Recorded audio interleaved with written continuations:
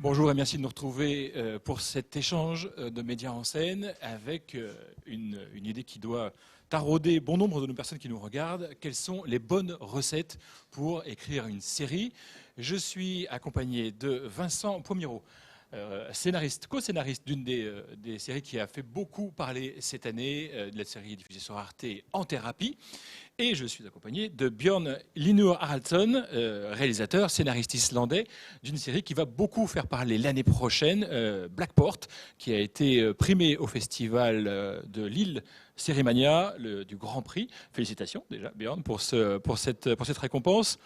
Et que je vais commencer par une question finalement très simple mais très ouverte à l'un et à l'autre, puisque c'est l'intitulé de notre échange.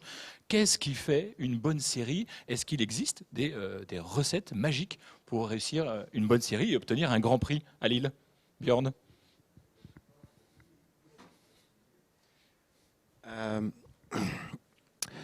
We based our series on actual events. So I mean, réels.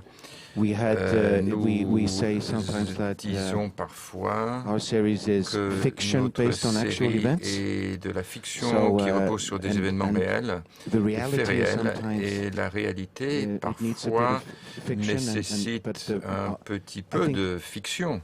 Et je pense que dans notre cas, nous en avions besoin puisque les faits réels, nous avions besoin donc d'un personnage principal très fort.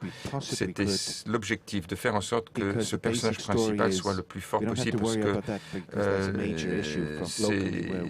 on ne s'en préoccupe pas. C'est vraiment une question très importante. Il fallait que ce personnage ait de l'humanité, un contenu humain. Donc mais pour répondre à votre question, une histoire solide, simple, avec un personnage principal très fort. Je crois que ce sont là les principaux éléments. Je vais peut-être avoir un peu de nouveaux esprits pour commencer sur la formulation, si je peux me permettre, mais c'est peut-être fait exprès, hein, justement. Oui, cette idée de bonne recette, d'un point de vue français, il y a toujours un sous-entendu comme ça, recette, hein, c'est-à-dire comme si on allait appliquer des recettes comme ça pour... qui du coup vont à l'encontre de l'idée d'une créativité, d'une singularité, d'une originalité. Alors il n'y a pas de bonne recette, il n'y a pas de recette, mais il y a des techniques et il y a des outils. Là on se parle, j'utilise un outil qui s'appelle la langue française, en tout cas le langage. Et cet outil, c'est ce qui permet qu'on puisse se parler là en ce moment. Et ben, je pense que pour pouvoir raconter des histoires au plus grand nombre, ce qui est l'objet de la série en fait, y compris d'ailleurs en partant d'endroits très très spécifiques de la planète que je ne connais pas, mais dans lequel je vais pouvoir partager les émotions et les grandes émotions de personnages dont la vie n'est pas la mienne, ne me ressemble pas, mais que je vais participer à ces émotions et donc fraterniser avec les personnages qui les vivent. Oui, il y a des techniques qui ne sont pas des recettes parce qu'elles sont adaptables à la main de chacun, mais elles permettent à chaque créateur de série, de bénéficier des outils mis en place par ses prédécesseurs, par la collectivité humaine que nous sommes. Donc oui, il y a des techniques et des outils qui permettent aux humains de se raconter des histoires. C'est-à-dire que tout part d'un bon personnage, d'un personnage fort? Alors, quand on peut partir de votre série, hein, d'un personnage fort, mais il y a aussi un point de vue, il y a aussi un ton, une façon de regarder la réalité, il y a aussi une façon de gérer les épisodes, de mettre les personnages dans des conflits qui font naître des émotions pour le spectateur. Donc voilà, ça part d'un point de vue sur le monde, ça part d'un ton, et ça part d'une écriture dramaturgique, on va dire.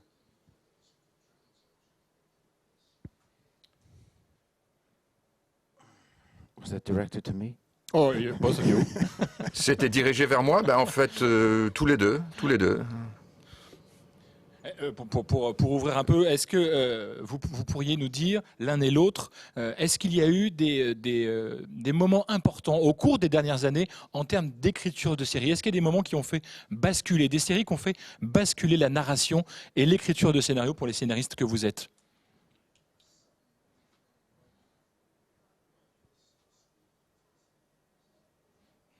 Allez-y, Vincent. Okay. Merci. En ce qui me concerne, les séries islandiques jusqu'à présent ont été plutôt visuelles qu'orales ou verbales. Nous voulions ne pas avoir peur d'avoir du dialogue et parfois des scènes avec des longs dialogues. Et en tant qu'entreprise, nous venons en fait du monde du théâtre, donc nous n'avons pas peur de la langue, des monologues. Et nous avons commencé à être influencé par des séries justement avec des longs contenus en dialogue pour justement entrer dans ce mode-là en quelque sorte. Et c'est un peu difficile pour nous puisque parfois cela repose sur une phrase, mais nous avons découvert que nous venons du théâtre où le mot est l'élément qui définit le rythme, le contenu. Donc, accordons-nous cette liberté de parole. Et nous avons eu des influences de séries précédentes. Et vous ne le verrez jamais quand vous verrez notre série, mais c'était une influence sur la rédaction, la création. Est-ce que vous parlez de narration purement sérielle? Parce que sinon, je peux vous parler du choc que c'est d'être enfant et de voir des bandes de Charlie Chaplin qui racontent les aventures d'un... Non, mais juste pour qu'on se rende compte que ça fait longtemps qu'on a à voir avec ce type de narration. Je peux aussi parler des Trois Mousquetaires ou du Comte de Monte Cristo ou donc des bandes comiques de Charlie Chaplin qui racontent un même personnage dans une suite d'épisodes et de séries. Non, pour être plus... moi, mon grand choc, c'est le jour où j'ai vu le deuxième épisode de NYPD Blue, qui est une série américaine des années 90, et où je me suis rendu compte que c'était un cop show, une série policière, dans lequel le héros n'avait pas oublié l'épisode précédent. Le flic se souvenait qu'il avait vécu des choses avant, et donc pas que de son enquête, on va dire. Mais il y avait quand même une enquête. Je veux dire, pour moi, c'est le grand choc esthétique, le moment où je me suis dit qu'il y avait peut-être effectivement maintenant d'autres façons de raconter des histoires. Mais je pourrais vous parler de Columbo aussi. Qu'est-ce que vous nous diriez sur Columbo? Mais Columbo, c'est une façon de mettre le spectateur dans une émotion qu'on a envie de répéter encore épisode après épisode, c'est-à-dire d'être à chaque fois dans le point de vue d'un nouveau meurtrier, on est avec lui, et donc quelque part on est en empathie avec lui, et en même temps on a la joie de voir cet homme qui nous ressemble, l'homme de la rue Columbo, le coincer. Voilà, cette façon de nous mettre encore et encore devant un même format, sans cesse varié et sans cesse jouissif, c'est un grand choc de mon enfance qui définit aussi une partie du plaisir sériel, on va dire. Je ne sais pas s'il a été diffusé ici, mais le plus grand show en Islande, quand je grandissais, c'était Derek, l'inspecteur Derek, la série allemande. Vous vous souvenez de ça? Il y avait des épisodes sans fin. Oui. Et nous ne l'avons jamais connu, ce type. On ne savait pas où il habitait, s'il était marié. Son partenaire, Harry Klein, était-il partenaire? Le partenaire avait-il une copine? On ne va la rentrer jamais dans leur maison, mais on les adulait. On les adulait. Et nous ne devions pas voir où ils vivaient ou comment ils vivaient. Mais ça vient avec le temps, avec des séries qui se poursuivent. On peut commencer à connaître les gens de manière différente. Alors c'est un peu aride en ce qui concerne l'inspecteur Derek, mais ça se fait. J'imagine que ce serait impossible d'écrire une série comme ça sans jamais entrer dans l'intimité du personnage principal. Si, ça vous semble possible? Parce que même vous, pour En Thérapie, on rentre aussi dans l'intimité de ce psychiatre. Non, mais c'est pour ça que ce qui s'est passé à un moment, quand les créateurs anglo-saxons ont eu cette idée incroyable de continuer à raconter des histoires de policiers, et ça a eu des conséquences énormes ensuite, sur d'autres niveaux, en enlevant le genre policier. Cette idée que dans une série, on peut raconter encore une histoire en épisode, sauf que les protagonistes se souviennent de l'épisode précédent, et que donc chaque épisode n'est plus interchangeable, même s'il a son unité, son ressenti narratif propre. Ça a tout changé, et effectivement, c'est difficile maintenant de ne pas en tenir compte. C'est tellement puissant émotionnellement, on a tellement l'impression du coup de partager la vie de ces gens et de vivre avec eux parce que leur vie ressemble à la nôtre, c'est-à-dire on se cogne toujours les mêmes problèmes jour après jour, et en même temps on évolue, on vieillit, on s'affronte à d'éternelles questions. Voilà, cette dimension-là, on peut plus, une fois que c'est fait, effectivement c'est difficile de plus en tenir compte. L'offre s'est diversifiée pour les téléspectateurs, pour les amateurs de séries. Il y a les chaînes, mais il y a aussi maintenant toutes les plateformes, Netflix, Amazon, Disney, Apple. Est-ce que, en tant que scénariste, ça change quelque chose d'écrire pour une chaîne linéaire qui va diffuser des épisodes une fois par semaine que pour Netflix qui met tout en ligne d'un coup, comme Canal+ le fait aussi maintenant pour certaines de ses séries. Est-ce que dans le travail d'écriture, dans le travail, je pense notamment au cliffhanger, à ce qui fait rester le spectateur, est-ce qu'on y pense ou est-ce que c'est quelque chose qui est assez marginal ?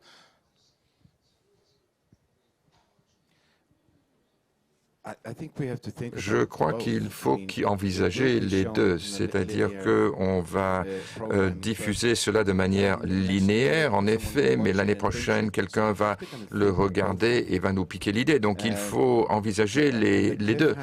Et le suspense, oui, moi je suis en faveur de cela. C'est ainsi que j'ai fait toutes les saisons de Breaking Bad en l'espace de quelques semaines, puisque j'étais vraiment, je retenais mon souffle après chaque épisode. Et je pense qu'il faut prendre les deux, le linéaire et le grand suspense. Il y a deux points de vue sur cette réponse. Il y a le point de vue du spectateur et le point de vue de celui qui fabrique, on va dire. Et le spectateur n'a pas à savoir ce qui se passe dans le moteur. Et en même temps, ça n'empêche pas de ressentir les émotions de ça. Moi, je pense que on ressent profondément en tant que spectateur quand on regarde une série que c'est pas juste un très très long métrage. Après, il y a des formats un peu mini-sériels qu'on peut binger effectivement en 5-6 épisodes comme ça si on a une nuit à passer. Après, il y a 7 saisons de grandes séries comme The Good Wife par exemple, dans lequel le plaisir, et même s'il y a du feuilleton, on ressent quand même que cette histoire elle nous est racontée spécifiquement en épisodes. Et donc émotionnellement, elle a à voir avec le fait de s'arrêter et de recommencer, de s'arrêter et de recommencer. Même si on binge, on prend toujours un petit temps à la fin d'un épisode pour dire « Waouh, il s'est passé des choses en fait, émotionnellement ». Et évidemment, on repart. Mais ce n'est pas la même chose. Et alors, d'un point de vue du moteur de fabrication, on a énormément de mal à garder une ligne narrative cohérente d'un point de départ jusqu'à la fin pour le spectateur. Si on a un moteur purement de long métrage, un moteur purement bouclé, on ne peut pas passer 7 saisons à savoir qui a fait le coup en fait. On va pas en permanence différer la résolution. Ce qui fait que les séries longues ont un moteur narratif un peu différent et elles partent de choses qui sont beaucoup plus complexes et exploratoires et qui n'ont pas forcément de solution et qui permettent qu'on ait envie encore et encore qu'on tente de les utiliser pour résoudre des questions problématiques du monde, on va dire comme ça. Donc une vraie série, elle part narrativement de l'idée qu'elle ne peut pas se terminer en fait. Donc évidemment, même pour le spectateur, émotionnellement, même si on binge, on sait qu'il y aura encore d'autres saisons et que ça ne va pas s'arrêter.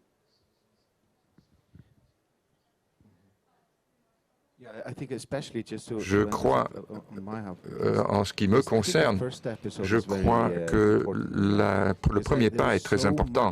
Il y a tellement de choses qui se passent et les gens disent, les spectateurs disent, bon allez, je veux regarder un épisode et si je suis absorbé, je continue et sinon, je clique et je zappe et je passe au suivant.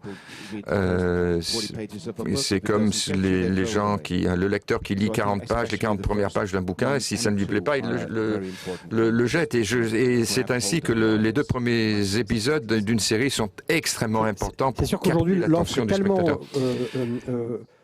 prodigue, qu'il y a tellement de choses, et tellement de choses très inventives narrativement, que ça serait une erreur, et on fait souvent cette erreur, peut-être encore aujourd'hui en Europe ou en France, de croire que le spectateur revient juste parce que l'histoire n'est pas terminée. Donc le cliffhanger, c'est une chose, mais la connexion émotionnelle avec les personnages et la façon de raconter, c'est aussi très important. Encore une fois, il y a tellement de propositions que si on croit que juste parce qu'on met un énorme cliffhanger à la fin d'un épisode, le spectateur va revenir, la plupart du temps, il se dit « Ah, je te vois venir, toi, je passe à une autre série ». Une autre chose qu'ont changé les plateformes aussi, c'est qu'on écrit et on montre des séries non plus à notre public uniquement dans un pays donné, l'Islande, la France, mais des séries qui peuvent être vues par parfois plus de 200 millions de personnes. Est-ce que quand on écrit, on doit penser uniquement à notre pays, l'Islande pour vous Björn, la France pour vous Vincent, ou est-ce qu'il faut aussi penser aux gens qui vous regarderont au Mexique, en Inde, au Canada, au Chili, où que ce soit? Est-ce qu'on doit aussi avoir une pensée pour eux? En ce qui me concerne, nous sommes un tout petit pays, 300 000 personnes, et ce serait de la folie de faire des séries dans cette langue où pas plus de 300 000 personnes ne parlent notre langue. Donc, nous avons pris une décision et nous avons dit que, bon, nous allons faire cela pour les Islandais, parce que pour les Islandais, c'est une histoire très importante. Et ensuite, si la base, le principe sous-jacent, si la vision du monde que nous avons est claire, alors cela devient toujours universel. Mais on ne sait jamais. Dans notre cas, nous avons pris cette décision. Ce sera pour un public local, pour les Islandais. Si quelqu'un s'y connecte, alors c'est très bien. Mais si nous avions essayé de créer une série universelle, je crois que cela nous aurait achevé, tout simplement. Je crois que le point de vue de Björn, l'endroit d'où il part en termes de nécessité de raconter est le bon, moi je pense. C'est-à-dire que je pense que justement, il ne s'agit pas d'édicter des règles, des recettes, on va dire, qui seraient susceptibles de plaire à tout le monde, mais de croire que quand on est cohérent émotionnellement, et ça c'est la dimension humaniste du récit, de la question de raconter des histoires, quand on est cohérent émotionnellement, à un moment aussi différent que le spectateur soit des personnages, il va fraterniser avec eux, il va se connecter avec eux. Et c'est ça qui rend ces histoires-là et ce qui fait que des tout petits pays comme l'Islande ou certains des pays du Nord ou Israël ou la Corée par exemple arrivent à raconter des histoires qui parlent à tout le monde alors qu'ils sont extrêmement ancrés dans des spécificités, mais parce qu'à un moment donné, les créateurs ont réussi à utiliser ces spécificités pour connecter les spectateurs à des émotions des personnages que là on peut partager en fait. C'est ça la force universelle, on va dire, humaniste de ce que c'est que le récit en images. À défaut de penser des séries de manière universelle, est-ce qu'en revanche, on doit avoir en tête les différences culturelles qui peuvent être entre les différents pays, ce qu'on peut montrer ou ce qu'on peut regarder, ce qui est acceptable en Europe est forcément différent de ce qui est acceptable et apprécié en Asie, en Amérique du Sud. Est-ce que ce sont des choses qu'on prend en compte en tant que scénariste ?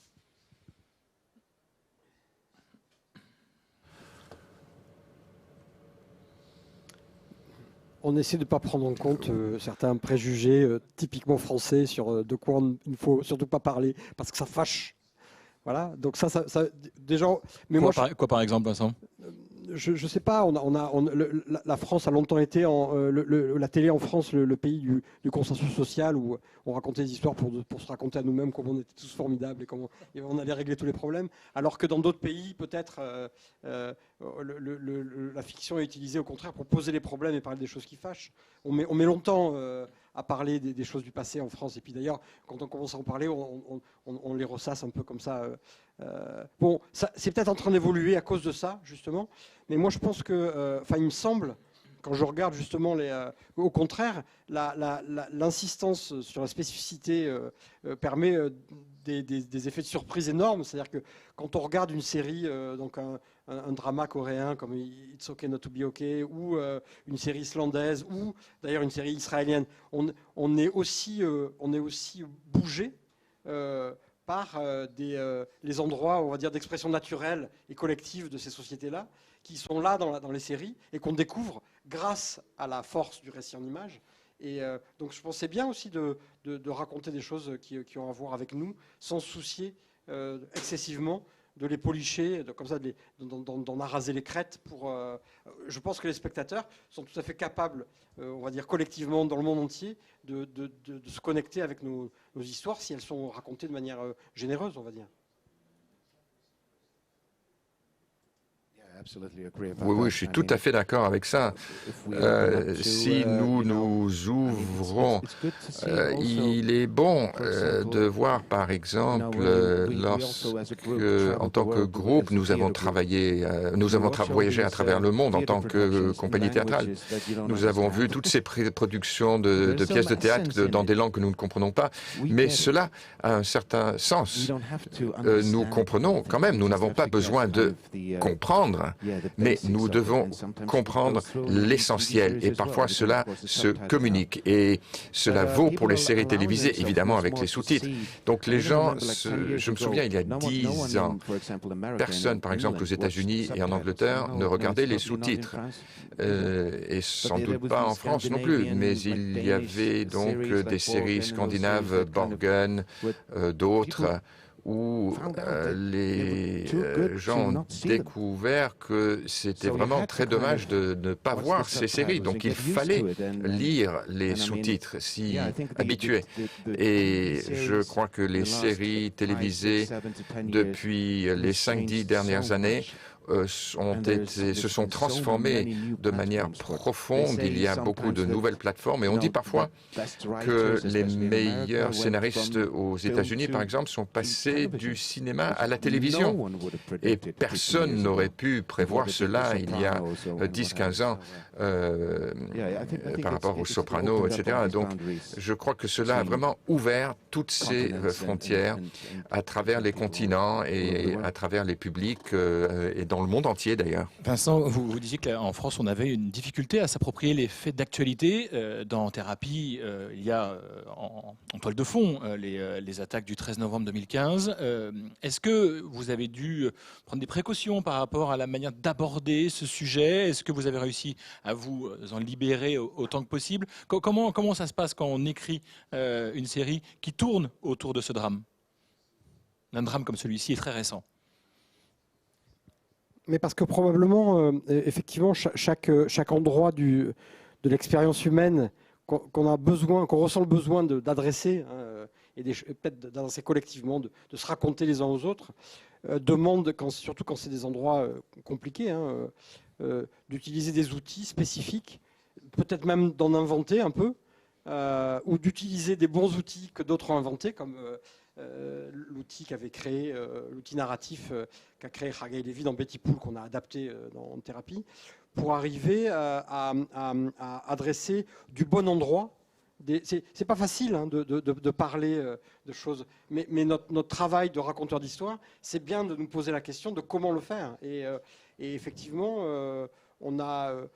c'est quand on a compris à quoi pouvait nous servir cette forme inventée par un autre, par Sergei, donc Betty Pool, que ça pouvait être le bon endroit pour raconter cette histoire tellement complexe à adresser et tellement douloureuse qu'on s'est dit qu'il fallait qu'on fasse la série. Mais ça, voilà, c'est notre responsabilité de raconteur d'histoire et peut-être aussi industriellement de producteurs, de diffuseurs, etc., d'utiliser ces outils de manière non normée et non triviale ou voilà, non purement motivée par des intérêts on va dire financiers, industriels.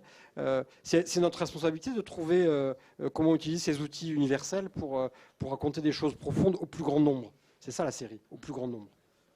Est-ce que vous diriez l'un et l'autre que le rôle du scénariste a évolué au cours des 10 dernières années? Est-ce que vous avez gagné en liberté? Est-ce que vous avez gagné en influence, en pouvoir même sur la direction artistique des séries?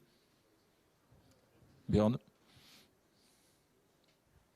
Non, c'est ma première série en ce qui me concerne. Je suis le co-scénariste pour cette série et je ne sais pas si j'en écrirai une autre, je ne le sais pas du tout. Et il s'agit bien de cette histoire. Je sais que le monde certainement n'a pas besoin d'une autre série télévisée. Donc moi, il faut que j'ai vraiment un désir très fort de raconter une histoire pour la produire, pour y jouer, la raconter, pour faire tout ça. Donc je n'oserais pas simplement faire quelque chose.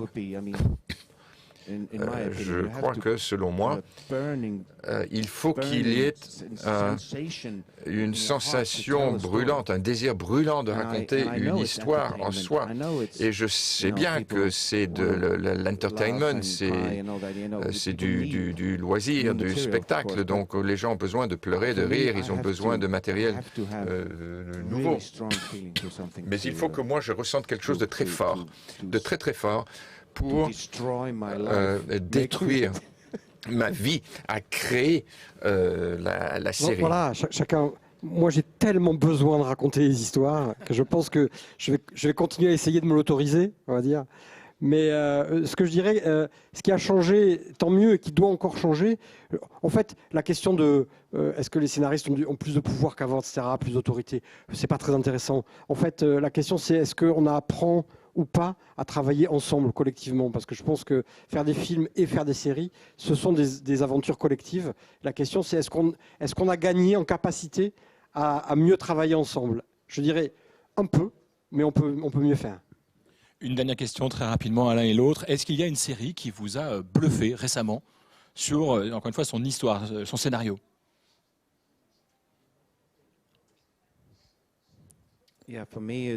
Oui, pour moi, ça doit être White Lotus, une série américaine, White Lotus, le lotus blanc. Il s'agit d'un cadre magnifique à Hawaï où vous rencontrez plein de gens que vous n'aimez pas, mais vous les aimez tous, toutes ces personnes. Et cette petite histoire s'inscrit dans l'histoire beaucoup plus large du colonialisme et cela ressort très fortement de cette série dans ce monde imaginaire dans un hôtel à Hawaï aux États-Unis. Donc le dialogue, les personnages, le cadre et le grand thème sous-jacent à tout cela a été une grande inspiration pour moi. Alors, peut-être que j'ai le cuir un peu épais, je vieillis. Non, mais il me faut un peu plus de temps pour processer les choses. Je dirais que les séries qui m'ont vraiment bluffé récemment datent un peu. Enfin, je ne sais pas s'il y a eu d'expérience narrative aussi intense que This Is Us. Après, l'année dernière, j'ai été assez profondément touché par The Good Lord Bird, qui est une série très, très forte sur la question du déclenchement de la guerre de sécession et vraiment sur la question des conflits raciaux aux États-Unis. Pareil, je pense qu'il y a quand même une grande série pour adolescents et parents qui s'appelle Sex Education, qui de saison en saison continue à creuser cette question si importante de ce que c'est que le poids de la famille quand on rentre dans la vie, on va dire comme ça. Voilà.